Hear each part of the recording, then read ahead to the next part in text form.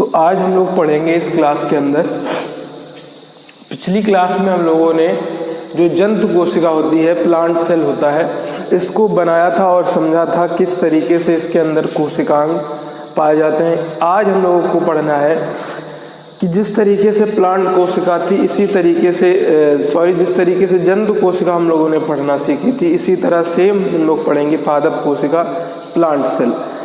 लेकिन जंतु कोशिका और प्लांट सेल में थोड़े थोड़े डिफरेंस है, अंतर है, उन अंतर को भी हम लोग देखते चलेंगे। बताया था वहाँ पर कि इस तरीके से समझिए, जिस तरीके से बताया था कि पानी के एक कोई गुब्बारा है, गुब्बारे के अंदर पानी भरा है और तो वो गुब्बारा हो जाता है हमारा एनिमल सेल का। अगर उस गुब्बारे को किसी जो है डिब्बे के अंदर बंद कर दिया जाए तो वो बन जाती है हमारी प्लांट सेल।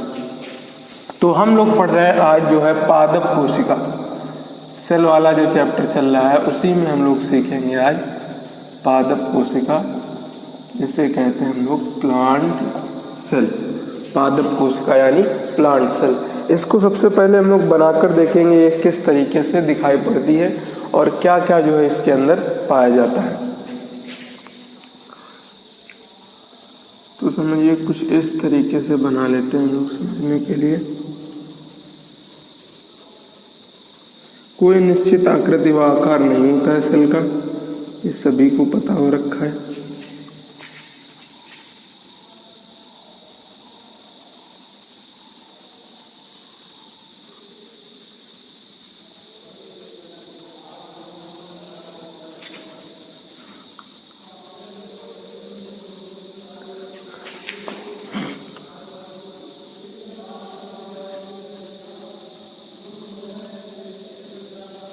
अगर कोई बुक से बनाना चाहे तो बुक से भी बना सकता है।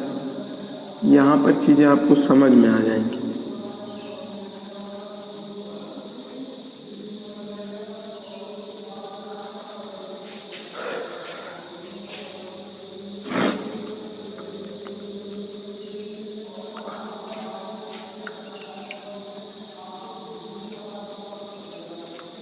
इस तरीके से समझिए, ये एक हमारी प्लांट सेल है और बीच में पाया जाता है इस तरीके से केंद्रक।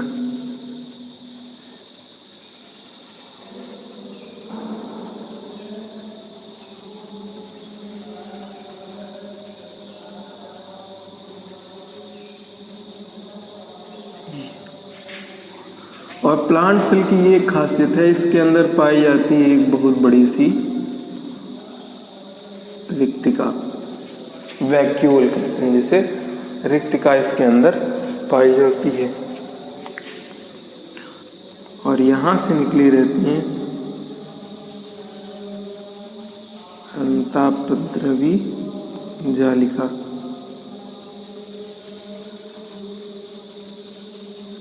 समझते भी चलिए कैसे बनाया जा रहा है ये।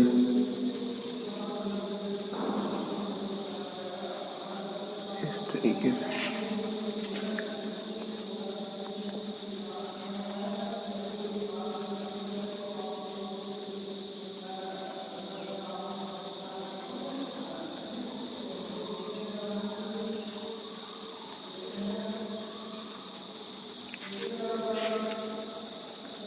ये बना दिया हमने, छोटा सा गालजी का है।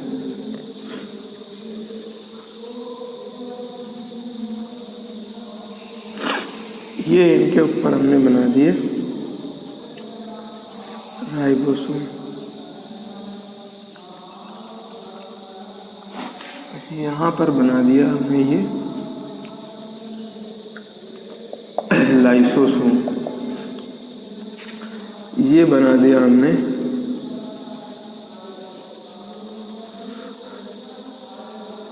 माइटोकॉन्ड्रिया। और यही जो कोशिका के छोटे छोटे अंगक हैं यानी कोशिकांग हैं, इनको ही हम लोगों को आगे पढ़ना होगा। और यहाँ पर ये बना दिया हमने हरित लवक।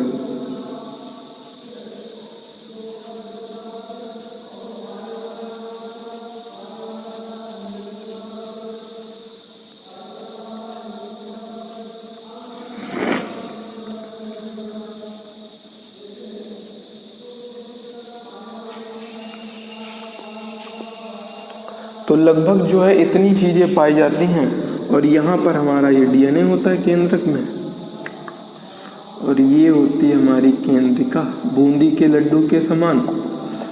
और ये बाकी केंद्रक के अंदर केंद्रक द्रव भरा रहता है, और कोशिका के अंदर ये कोशिका द्रव भरा रहता है।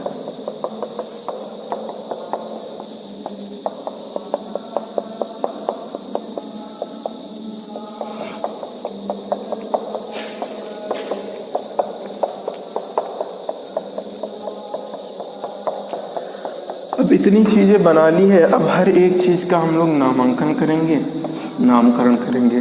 सबसे पहले जो डिब्बा चढ़ा है गुब्बारा के ऊपर, पानी से भरे गुब्बारे के ऊपर, उस डिब्बे को हम लोग यहाँ पर लिख रहे हैं, नाम देते हैं।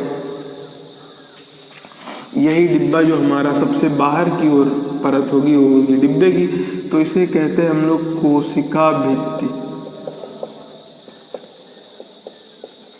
Cell wall. जो गुब्बारा की झिल्ली होती है उस झिल्ली को कहते हैं कोशिका झिल्ली, सेल मेम्ब्रेन। समझते रहिएगा हर एक चीज को। और जो ये हमारी रिक्तिका बनाई है, रिक्तिका को कहते हैं रिक्तिका, और इंग्लिश में बोलते हैं वैक्यूल।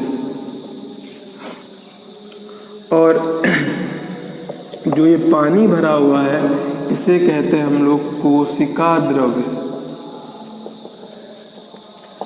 इंग्लिश में कहते हैं साइटोप्लाज्म।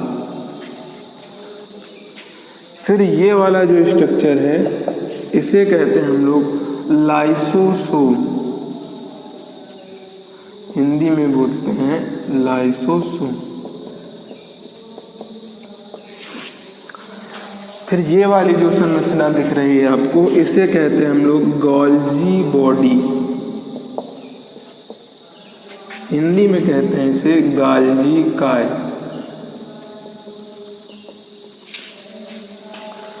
फिर इसके बाद जो है हमारी जो ये संरचना दिख रही, इसे कहते हैं हम लोग हरित लवक। क्या कहते हैं इसको हम लोग? हरित लवक, क्योंकि प्रकाश संश्लेषण की क्रिया इसमें होती है। क्लोरोप्लास्ट, ये हो गया हमारा, ये है हमारी, ये हो गया हमारा माइटोकॉन्ड्रिया।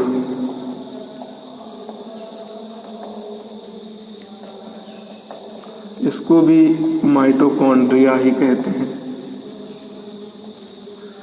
फिर ये है हमारी चिकनी अंतःप्रद्रवी जालिका, SER, स्मूथ एंडोप्लाज्मिक रेटिकुलम। तो कहेंगे इसको चिकनी अंतःप्रद्रवी जालिका, स्मूथ एंडोप्लाज्मिक रेटिकुलम।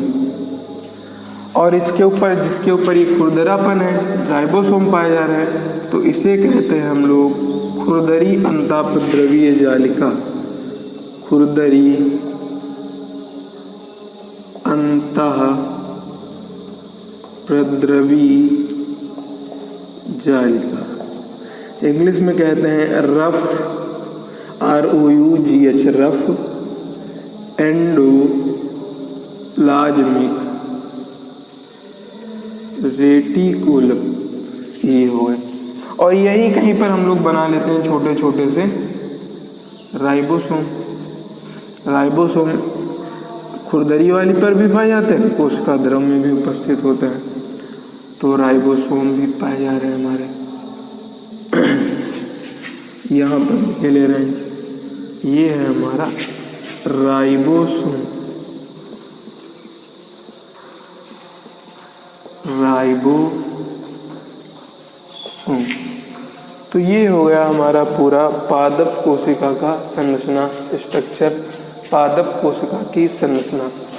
तो इसको अच्छे से देखिएगा, जिस तरीके से बनाया गया है उस तरीके से बनाइए। जो नामांकन है वो नामांकन कीजिए इसका। और जो ये बीच का पोर्शन बचता है इसे हम लोग कहते हैं केंद्रक, जिसे कहा जाता है न्यूक्लियस।